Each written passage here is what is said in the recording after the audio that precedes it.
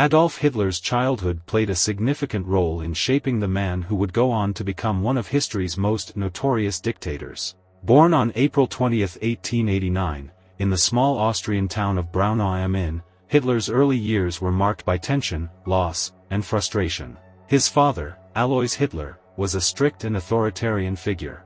Alois was a customs official, and he expected absolute obedience from his son.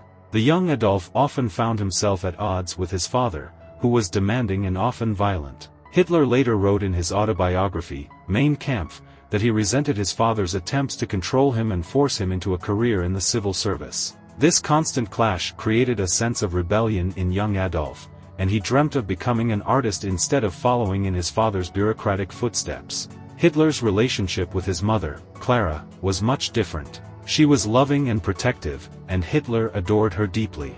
However, their close bond was shattered when Clara died of breast cancer in 1907, when Hitler was just 18. Her death had a profound impact on him, deepening his sense of isolation and loss. Many historians believe this personal tragedy left him with a deep bitterness toward the world and fueled his later cruelty.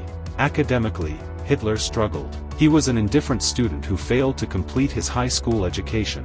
Despite his love for art, he was twice rejected by the Vienna Academy of Fine Arts, a failure that crushed his dreams and further intensified his frustration.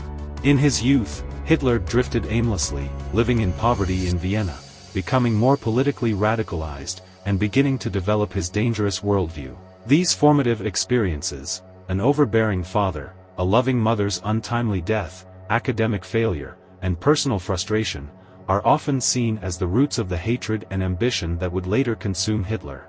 His childhood was a crucible of rejection and rage, where the seeds of a tyrant were planted. By the time World War I broke out, Hitler was ready to channel his personal frustrations into a cause that would ultimately lead to destruction on an unimaginable scale.